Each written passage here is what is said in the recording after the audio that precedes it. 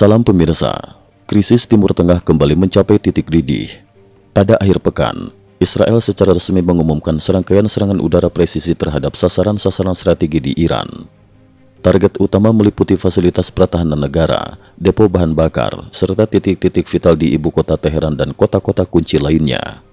Dalam laporan resminya, militer Israel mengklaim berhasil menghancurkan lebih dari 80 titik strategis dan menewaskan puluhan pejabat tinggi Iran, termasuk para petinggi militer serta sejumlah tokoh yang terlibat langsung dalam program nuklir negara tersebut.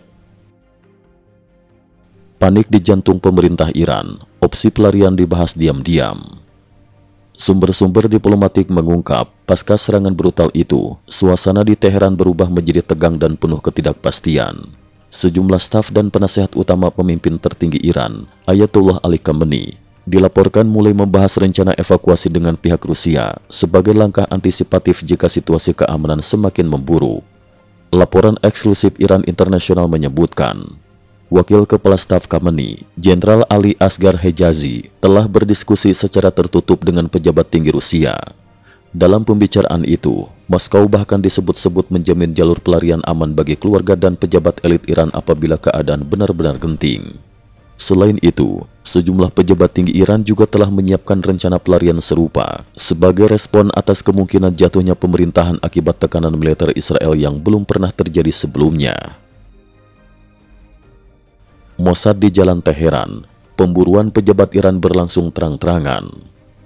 Mengutip pernyataan Profesor Chang Ping dari Departemen Studi Asia Timur Universitas Tel Aviv, operasi Mossad di Teheran kini berlangsung secara terbuka. Agen-agen intelijen Israel didapati menenteng senjata di jalanan dan secara aktif memburu para petinggi rezim. Pemburuan ini semakin mempertegas kegentingan situasi keamanan di ibu kota Iran, menambah ketegangan dan kecemasan di antara pejabat tinggi negara. Putin turun tangan, beri peringatan keras kepada Khamenei. Dinamika konflik ini turut memicu keprihatinan dan keterlibatan dari Rusia. Presiden Vladimir Putin mengirimkan peringatan langsung kepada Khamenei agar segera mengakhiri perang atau siap-siap menghadapi kehancuran rezim. Jika Anda gagal mencapai kesepakatan, rezim ini akan runtuh, ujar Putin dalam pernyataan yang dikutip media internasional. Rusia bahkan bersedia menjadi penengah jika dibutuhkan, menandakan kekhawatiran Moskow terhadap kemungkinan eskalasi konflik ke tingkat regional maupun global. Trump, AS bisa saja turun tangan, tapi konflik ini sebenarnya mudah diakhiri. Sementara itu, Presiden AS Donald Trump juga ikut angkat bicara terkait krisis terbaru ini. Ia menegaskan bahwa Amerika Serikat tidak terlibat secara langsung dalam operasi militer Israel, sekaligus membantah tudingan Iran bahwa Washington berada di balik serangan ke Teheran. Namun demikian, Trump memperingatkan Iran agar tidak memperluas sasaran balas dendam ke fasilitas atau kepentingan AS di kawasan. Jika Amerika diserang, balasan kami akan sangat telak dan tak tertandingi. Tapi sebenarnya, krisis ini sangat mudah diakhiri jika para pemimpin bersedia duduk bersama dan berunding, ujar Trump dalam wawancara khusus dengan ABC News. Trump juga menyebut baik tawaran Presiden Putin untuk menjadi mediator dan menegaskan kesiapan AS untuk turun tangan jika konflik berlanjut atau meluas ke sekutu Amerika di Timur Tengah. Seorang pejabat Gedung Putih kepada ABC News menyatakan, saat ini Amerika Serikat tidak memberikan bantuan militer apapun kepada Israel dan belum terlibat langsung. Namun segala kemungkinan bisa terjadi jika situasi memburuk. Netanyahu ancam balasan keras, Israel gempur 15 titik penting di Teheran.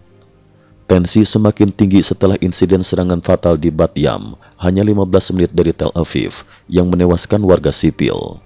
Perdana Menteri Israel, Benjamin Netanyahu, langsung turun ke lokasi dan menegaskan bahwa Iran akan menerima konsekuensi berat atas pembunuhan perempuan, anak-anak dan warga sipil Israel.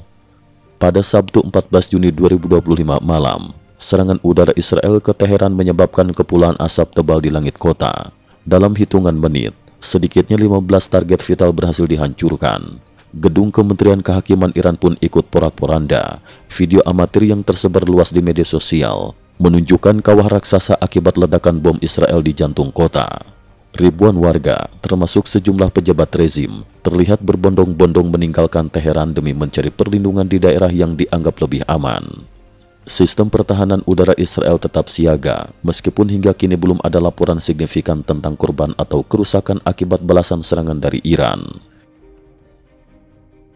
Israel mendominasi udara, Iran kehilangan kendali. Pengamat militer menyimpulkan, ini adalah titik balik dalam Perang Timur Tengah.